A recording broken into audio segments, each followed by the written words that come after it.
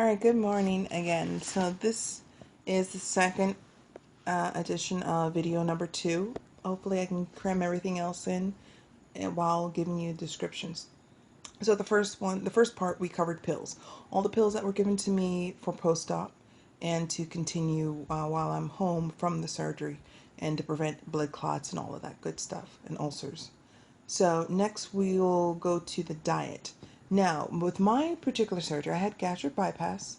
So with bypass patients, in our paperwork for our doctor, they stated that they wanted us to go into a puree diet once we return home and were discharged. Whereas their sleeved patients had to go on a liquid diet for 2 weeks and then transition to a puree diet. Now, I was surprised, but I was kind of happy. I'm like, oh, okay. So you're telling me I can have mashed potatoes. Although I wouldn't do the mashed potatoes, I would take cauliflower and make it into mashed potatoes, and that would be my puree.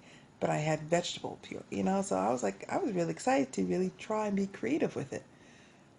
And I was blown away to find out that because I had a bit of inflammation, I had edema occurred after surgery. So the day after surgery, they had took me down to the X-ray room, gave me this foul tasting stuff to take, so that they can see, take X-rays and follow the liquid down. And they said, interesting. And of course, the look that you don't like from doctors is just like the puzzling look, like, what the hell is going on here? And it's like, that's not a good look. I mean, what the hell? Are you going to tell me something? What's going on with my body here? And I'm not an X-ray tech. I don't read X-rays, but I do know a little something about medicine, and especially the body. So I'm turning my head. I'm looking at the X-ray, and I can see specific regions. I know what is what, and I know what the hell I'm looking at. And I do know that what I drink wasn't going anywhere. So, and of course, the doctor confirmed. He's like, "Yeah, it looks like you have swelling. So that thick liquid, it was just sitting in your stomach, the new stomach." And he says, "But the good news, there's no leaks. There's no leakage." I was like, "I'm so happy you could find a silver cloud in this," you know. And but yeah, I was really happy with that, because if there were any leaks, that means, hey, guess what? Scrub up. We got to go under again. And I really didn't want that. So, hey, I know swelling tends to be something that can happen after any type of surgery. It's just the body's way of healing, protecting yourself, and all that stuff. So I'm okay with that. Now,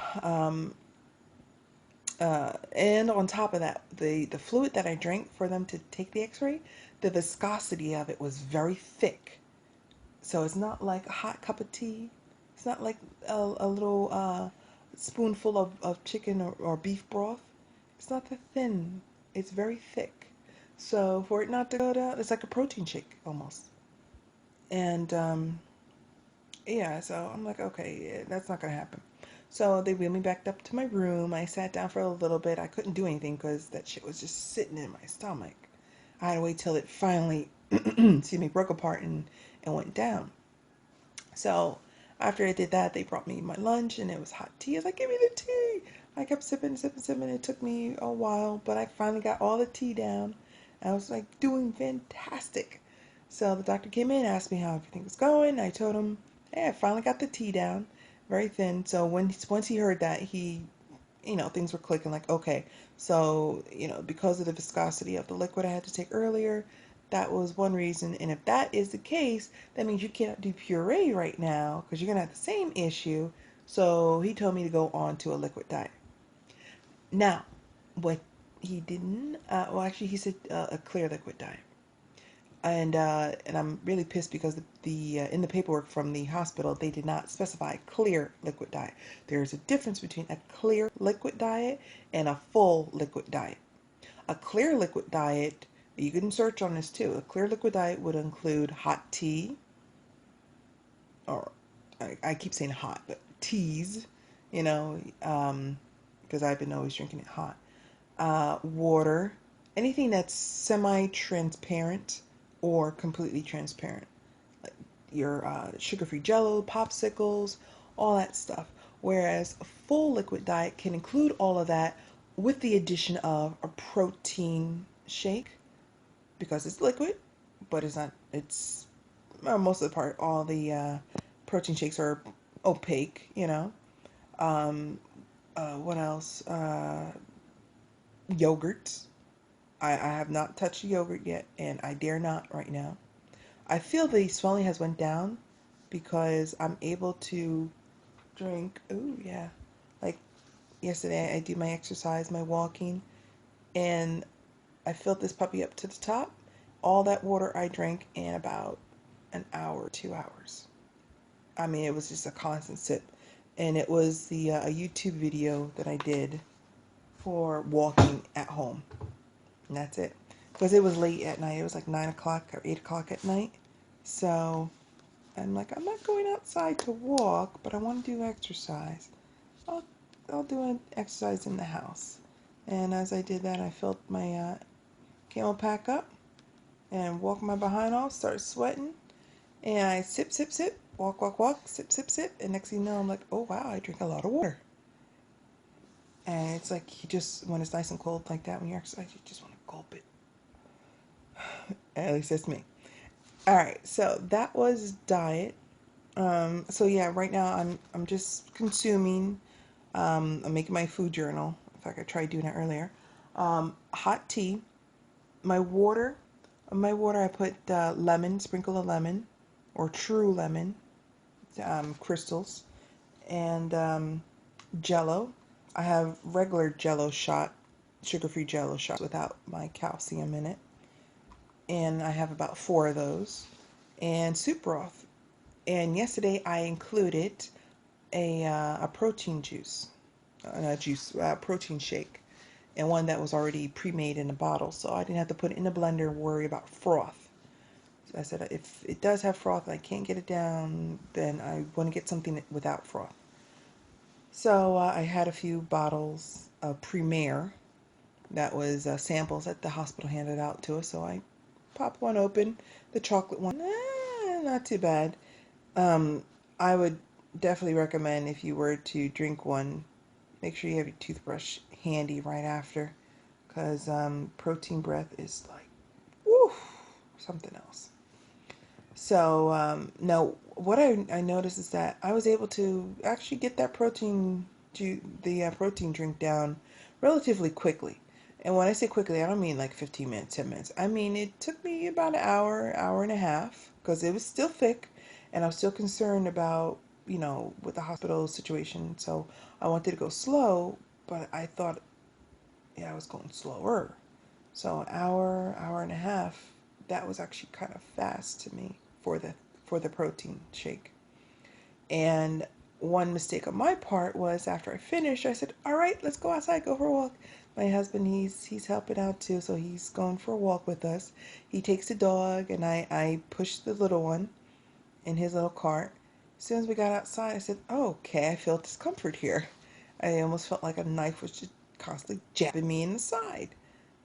And I found out that it was because I did the protein shake. It was a little bit was still sitting there, it was still trying to filter through, and I did not give it enough time to do so before I said, "Okay, let's start moving and grooving." And my body said, "You're not going anywhere but back inside and sitting down or laying down and let us digest this stuff." So, and that's what led to the late night walking video.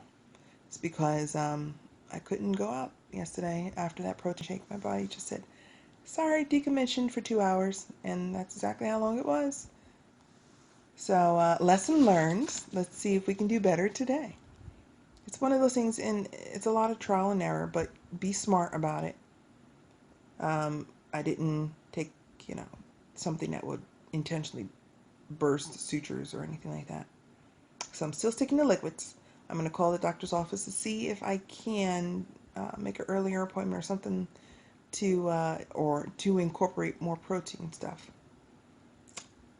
So right now my protein, I have the freaking paperwork too. Son of a gun. Alright, so clearly I am not prepared here as much as I thought. And yeah, like I said, that irritates the hell out of me when I'm not and I don't have things where I need them to be. 17-year-old me would have been fine, but 34-year-old me is like, no, we need to have our stuff where we need them, when we need them, and the reason why. All right, so I'm living right now, but if I remember correctly, my daily protein intake should fall between 85 and 115 for me. That's what the nutritionist at my doctor's office we calculated. So clearly, right now, I'm not getting that. I'm not even hitting that 85 mark. And again, that's because what the doctor told me to go to clear liquids. There's not so much that I could do that had a lot of protein. So that's one reason I'm going to be calling them today to see if I can start adding protein shakes, because then I could at least come close to the 80 mark, you know. And so how am I feeling? Excuse me. Well, today you can tell. Yeah, I feel good today. I really do. There are times where I have bouts of tiredness. I'm like, okay, I just need to lay down for a little bit. And when I lay down, it's like 2 hours at a time. Then I'm up, I'm doing stuff. I mean, the day I was discharged was Thursday. When I got home, I lay down for a little bit, but then I said, you know what? No, I need to force myself to move a bit. Again, being smart about it, but still force myself to move. So that's when I found that walking video on YouTube. And if you already have something like that, then great. If not, if you want me to link it, just let me know. And it was a 47 or 48-minute walking video. But of course, do what you can. I only did like the first 10 minutes of it on the day I was discharged. And man, that helped tremendously. I wasn't in pain afterwards. I wasn't in pain during it. I mean, I felt where my body was saying, take it slow. And I listened. I took it slow, but I kept moving. I kept moving my limbs and the arms and everything. And I was good. And every day afterwards, I tried doing the same thing or going outside when it wasn't too unbearably hot and do walking. And that walk outside really helped a lot. I mean, sweat was pouring down my face like I was running a marathon. I really had to say, what the hell's going on? But yeah, as long as I'm doing moving and exercising, I feel pretty damn good. And I'm trying to look at my list here, make sure I cover everything. So we went through pills, the diet, and the pre-op diet. It was pretty much sticking under 1,500 calories. I had anything I wanted, just under 1,500 calories a day. And let me just tell you this one aha moment. This is what really, really made me like fine tune my specs here.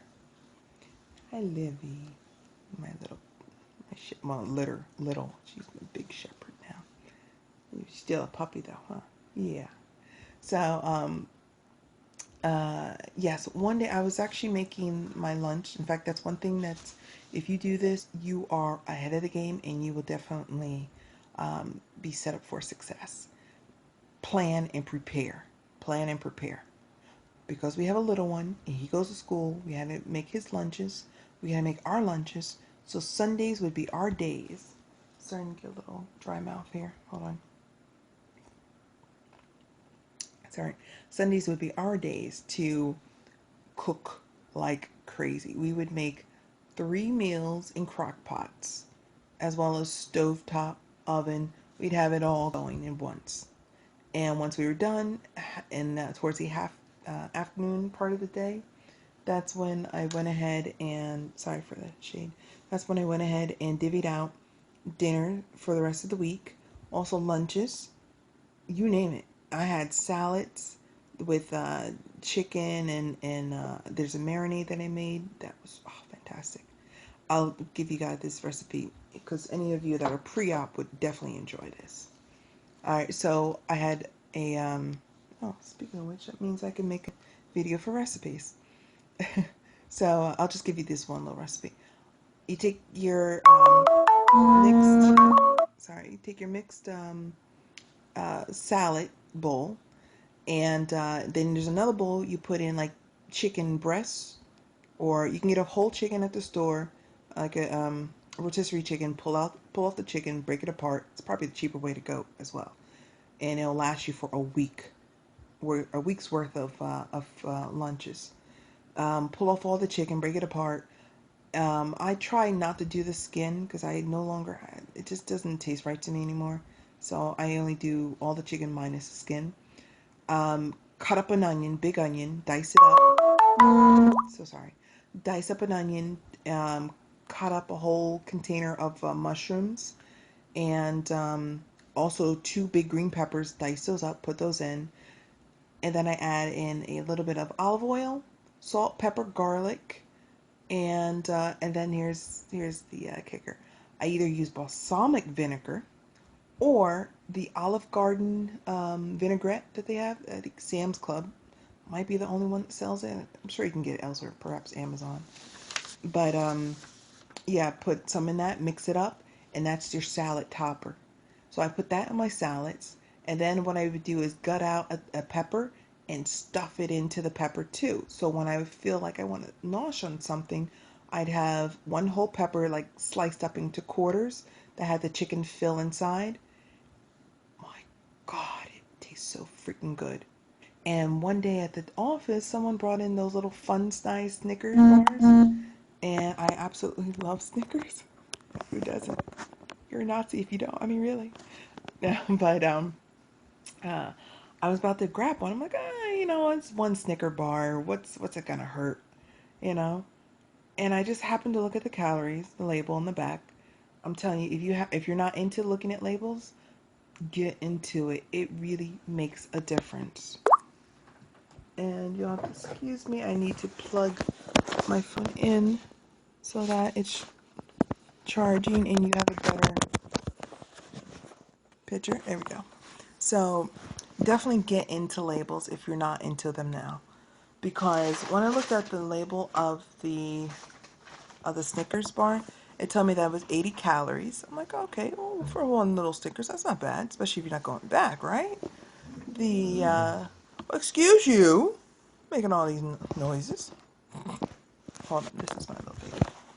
She Livy. So yes, in any event, um, 80 calories. The carbs was about 10 carbs total. I said for a little thing of Snickers. And now this is a few months ago, so if the carbs are off a little bit, it's just a little bit. But and then I looked up, well, how many calories? Oh, and the calories, I don't remember. It's like 40 or 60 calories. It was something where I thought, oh, this isn't too bad, right?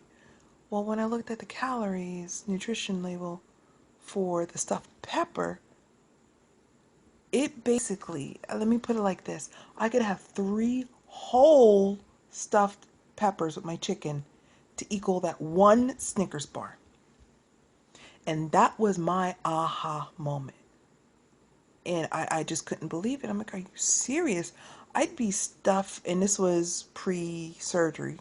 So this was the diet that I was trying to make as I went, and seeing what really worked for me, what kept me full and satisfied, but also healthy choices. And that was a damn good healthy choice. And uh, 3 of those peppers, even if you had the small peppers, you could make a meal out of it by itself. Stuff it with the chicken, all that stuff. Yeah, so I'm telling you, that was worth it. And once I'm able to go back to solids, that will be on my list. All right, so next thing, pictures, that will be next video, along with measurements. Because, like I said, my last videos, I don't really care to look into my weight. Like, oh, hey, after I just had weight loss surgery, did I lose 5 pounds in 3 days? I'm not concerned with it right now. I really am not. But I know I've lost something.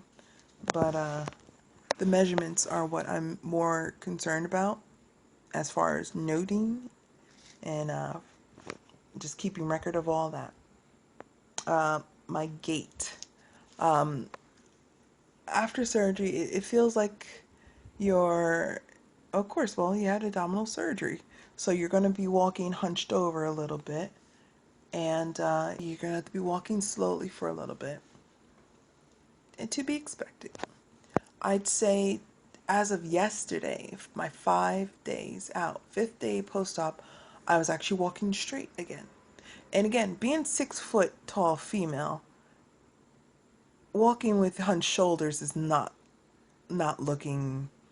I already stand out because of my height, right? I don't need other reasons to stand out here. At least, no, excuse me, let me rephrase. I don't need bad reasons to stand out. I love my height. I really do. Took me a while to get used to it, but once I did, I owned it. I owned it. So I don't want to walk with the hunch and all that. No, it's not me.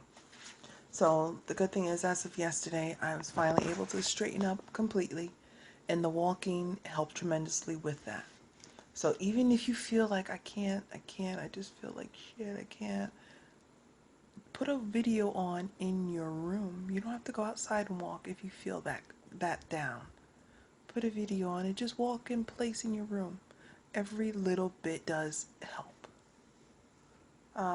Bloating, gas, and PMS. I'm going to take the last three in one shot.